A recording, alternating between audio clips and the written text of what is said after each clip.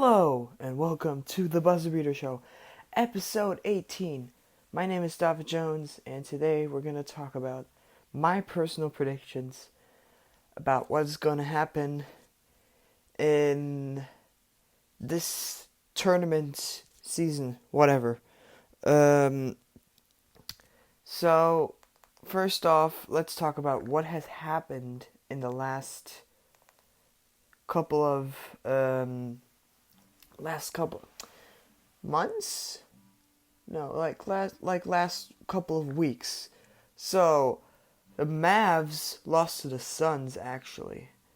And they're still ahead of Memphis, but they're really struggling. They can't close out games. They lost against the Suns by 2 points.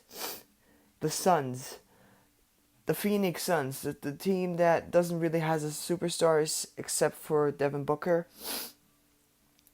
I mean, okay, I wouldn't call Devin Booker like a superstar, but he's a star. He could become a superstar. And I don't think they're going to beat the Clippers in the first round because that's how it looks like they're going to play the Clippers in the first round. And they won't win against the Clippers because they actually played them and they lost like by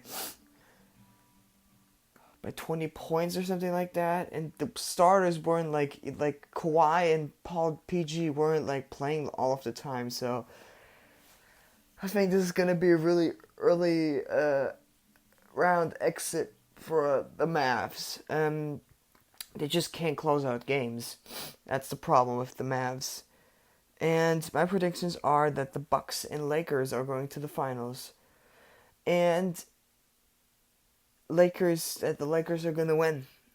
This is a risky prediction because a lot of say like, oh, they're struggling. Oh, they're not good right now. They can't win it. They're not taking everything serious. They don't seem to show as much effort. And like, listen. They're not showing as much effort because they're already the 1 seed. They don't have to win any games. It's not necessary for them to win any games. And that's why also LeBron is not playing most of the times. And like, do you really think like LeBron could just play the whole time and then at some point he could get injured, and that would make absolutely no sense for the Lakers? And why do you think they lost against the Raptors, they lost against Houston, but they won against the Clippers in Utah? I mean, come on, man. Clippers are like the third best team in the league. And LeBron, that was like the game where LeBron was mostly in because he tried to win. And these other games, he didn't try to win. They don't have to win. They don't have to win any games. They're already the first seed. They're also going to be the first seed because they won't play like the whole regular season. They're only going to play like 8 more games or something like that. And they're in the playoffs either way. They're going to play probably Memphis or Spurs, Suns, Pelicans, Kings, whatever. Probably Memphis, but... And that's like, Memphis is scary. Memphis is really scary. And that's the team that they should look out for and not like some regular seasons games because they're already the first seed and they're going to stay the first seed. They're way ahead of the Clippers, and that's the reason why they're gonna be the first seed, and they don't really have to win right now. It's smarter for them to just rest.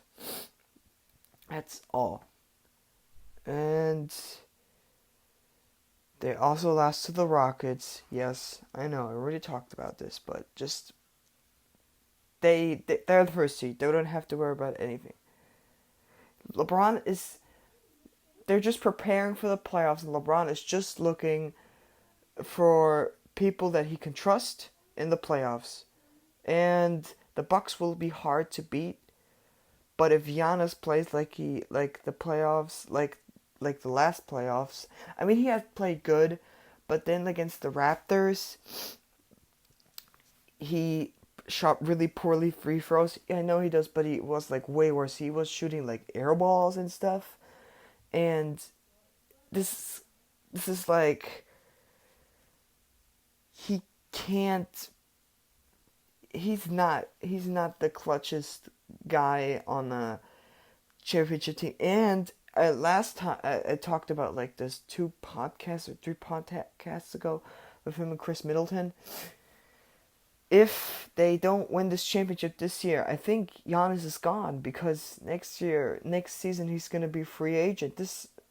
Not this summer, this winter. It sounds weird, or this fall he's gonna be free agent, and then he's gonna go to wherever, but he's not gonna stay in Milwaukee. I can tell you that.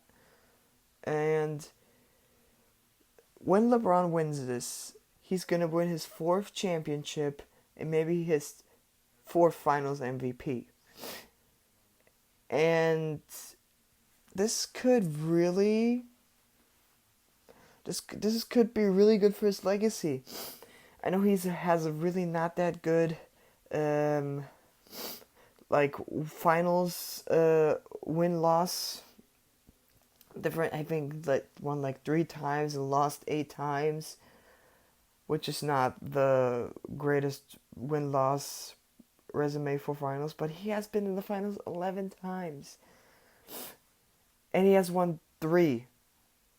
Not good, but still he's made a lot of finals, and I think he has a good record of making the finals. But for some people this tournament doesn't count as a win when you win this championship because his players are not ready yet. They didn't have enough time to prepare themselves. It's different. It's like always, it's different. So, but this is a great idea, and I loved the games are entertaining, and the virtual fans and all that stuff in the background. That's just a great idea. And but for some reason, for some people, it doesn't count that that it doesn't count that the when you win a championship, because the tournament it's hard for other players that don't have like a gym or something in their area and they couldn't prepare for it. But for me, it's like whoever wins deserves that championship. I hope it's the Lakers. Yes. Now everybody could say, "Oh, he's just jumping on the bandwagon." Maybe I am, but the Knicks are not in the mix, so I'm gonna be for the Lakers because I don't like the Clippers. I like the Bucks, but I just like the Lakers more. That's all. I mean, they're a great team, great mix together, and I would say I would like for them to win this year's finals. Now, let's jump to the Clippers. I still have the feeling they still have to play more with each other to actually like win this, because it's still like Kawhi and PG are not really. I mean, they function together and stuff, but they're still not like really like. Oh, excuse me. They're really not like. They're not. They're like against the Lakers. Kawhi wanted to hit the shot, but LeBron clamped him down. Then he wanted to give it to PG, but PG was somewhere else. They got a screen. PG wants to hit the shot. He misses it because LeBron locked him down again. Like with LeBron and AD, you see way more chemistry. You see they're closer. They work together. But with this, it's like, nah, they're not working together. I mean, they are, like, they're the second best team, but not as close as AD and LeBron. And they still have to play more with each other, and that's why I think it's a little stupid to not, like, let them play all of the time together. Because, like, before the pandemic and stuff, they weren't even playing together, like, that often. And I think this regular season should actually be more with them playing together than just one sitting on the bench, one sitting there on the park. It's not all like always, but they need more playing time together. And so I talked about like the who's gonna be the 8th seed and stuff. I don't think the Pelicans will make the playoffs.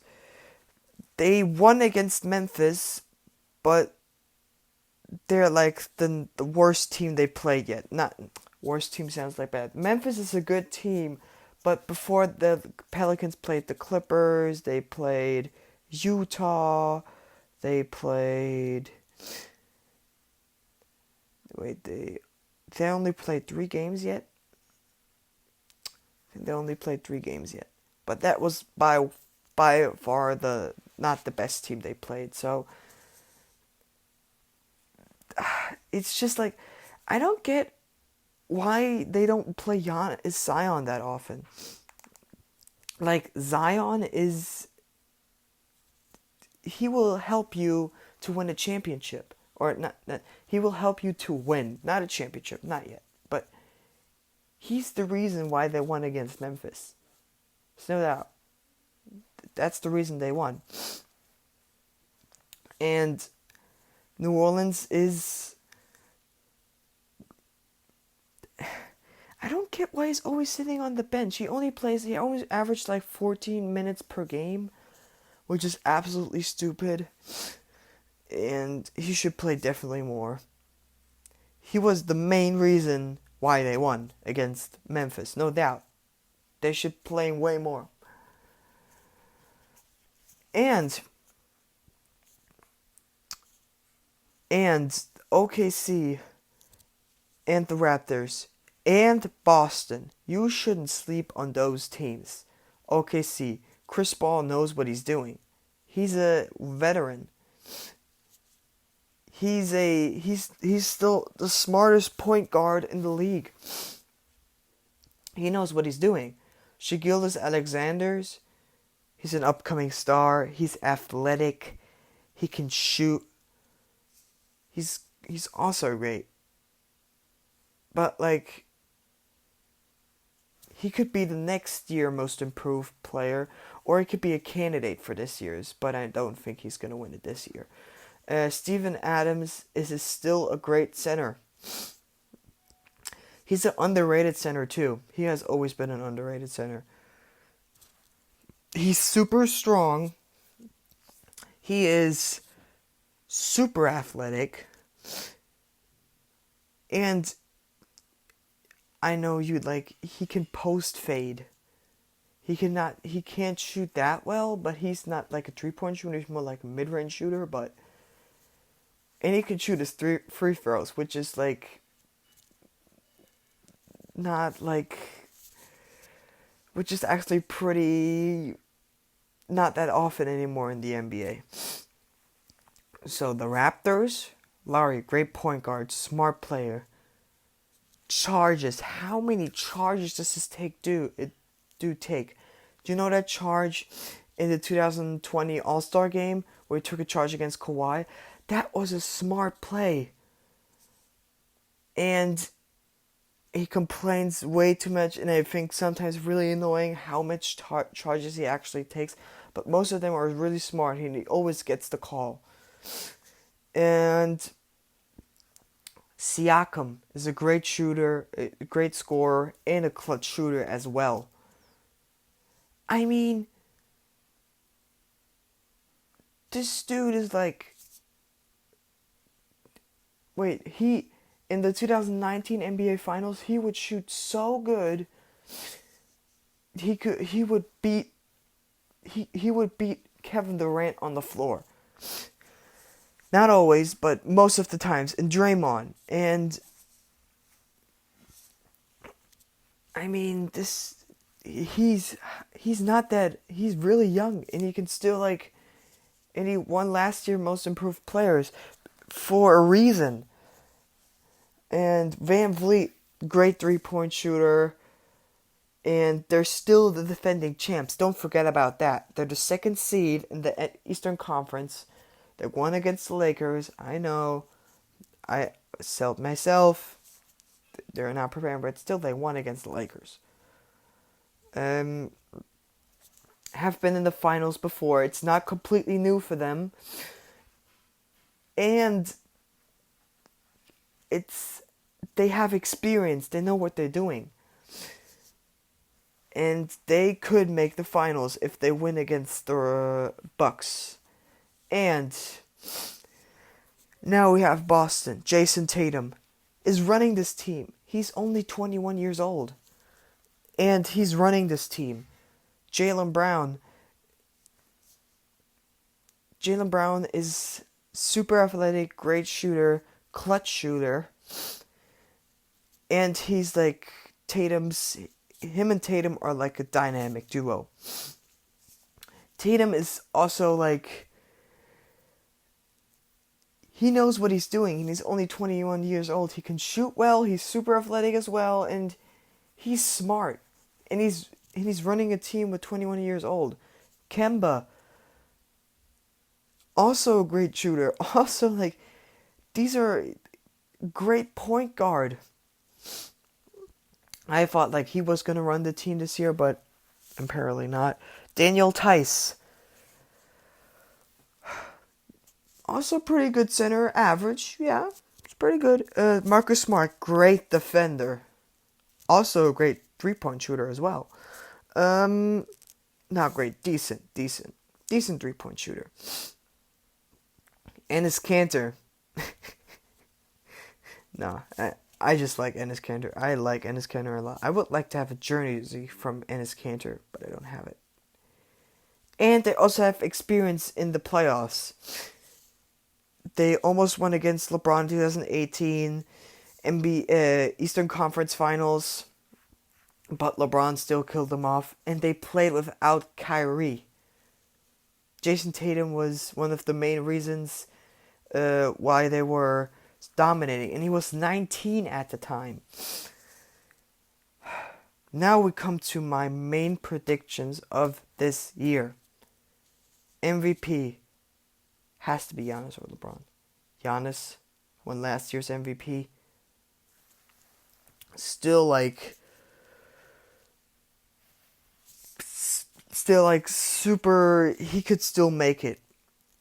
And LeBron, I don't know. I mean, if you still count the season before the pandemic, yeah, he's close to that. I don't know if he's gonna win it. It's probably gonna be Giannis. But I'm not gonna say, oh, if he wins the finals, if he brings this team to the finals, he has to win MVP. First of all, MVP is a regular season award. And I would never say that because, yeah, it's a regular season award. And he's probably not, he's not the only reason they made the finals, maybe. I don't know yet. My prediction is that they're going to make it. Sixth man, Sweet Lou Williams or Dennis Schroeder. Dennis Schroeder's German. Yee. And Lou Williams has won the award like 3 times in a row, but Dennis Schroeder, he has come up this season. He's like, he made that tough layup, and I think that's a great solid point for him to win the 6th man award. Did you hear the story about Lou Williams and him leaving the bubble? You want to hear it? Okay, I'll tell you. So Lou Williams, so right now the NBA is in Orlando in the bubble, Disney World, you know that already. And Lou Williams decided to leave the area. He just took off. He went to a strip club, and they caught him. And you know what he said? He wanted to get food. He wanted to get some food. He said the food was so great at that strip club. Bro, what the fuck? Going to a strip club during, like, oh, come on, man. You have food. I know, like, all the NBA players are complaining, like, oh, the food is not great and stuff. Come on. You have food there, and you don't have to go to a fucking strip club. Are you serious? Now the Clippers don't have Sweet Lou Williams anymore. Most improved player, Brandon Ingram. No, he's averaging almost 30 points a game. Last year, he averaged like around 18 points a game. He went to New Orleans, and that just shows he's the main leader on that team. Zion could maybe at some point be the greatest, the best player and the leader on the team, but right now it's still Brandon Ingram. He's going to win the most improved player this year, no doubt. Defensive player of the year, Kawhi, AD, Gobert, and maybe LeBron. Kawhi, lockdown defender. He has always been a great defender. AD, he's a candidate. He can block anybody. He's a super fast defender with his size. He can lock down anybody in the league, except maybe for like really small dudes like Kyle Lowry, but that's another thing. Rudy Gobert. Why am I saying Gobert? Rudy Gobert. Now I said like Flight Reacts. Sorry. Rudy Gobert. He could win it. He has won trophies like two times, right? He could win it like this year again. He's the main offense on the Utah Jazz. And he's the best defender in the Western Conference. No doubt. He's the best defender. And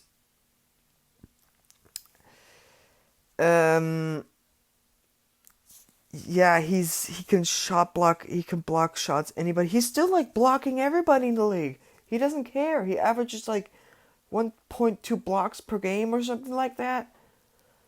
And maybe LeBron, because he locked down the Clippers in that game that I just talked about earlier. I know that's probably not the main, but if LeBron wants to play defense, he can play defense. Sometimes he just doesn't play defense. He can't play. Sometimes he doesn't play help side, or he doesn't like really deny the ball or something. But if he wants to, he can defend anybody. Coach of the year, Nick Nurse. Don't have to talk about that either. But I'm going to. Nick Nurse brought a high school play. So a high school play that high school basketball players play in high school, like high school basketball players play this rotation. And he actually had is it called a 2-3 zone or 3-2 zone? 3-2 zone, right? He used to win the game, he actually used the 3-2 zone to defend the basket. And it translated over to a fast break, and that's how they killed the team. They were down by 20 or something. I don't remember which opponent they played, the Raptors, but they won the game. But they were like down by 20 with like 6 minutes left, and they won the game. That's just great coaching right there. And Rookie of the Year. Either it's Ja Morant and maybe Zion. Zion is the better player. You saw that against when they played Memphis together. He's more dominant. He has more effect on his team, and he's the main. He's the main. Not the main scorer. If he's on the floor, he's the main scorer, and when he actually plays, he's the main scorer. But I would give it just to Ja Morant because Ja Morant actually played more games during the regular season than Zion did. Actually, Zion missed like his first 30 games or something. Morant only, I think he has not like missed a game yet, and that's why he's probably Morant is gonna win the trophy just because he showed more this season and he probably has more experience. But Zion is the better player. That's for sure. So, this podcast is right now, 26 minutes. Damn, already. So, if you like this podcast, leave a like. If you haven't subscribed yet, subscribe and turn on notifications right now. Until next time, peace!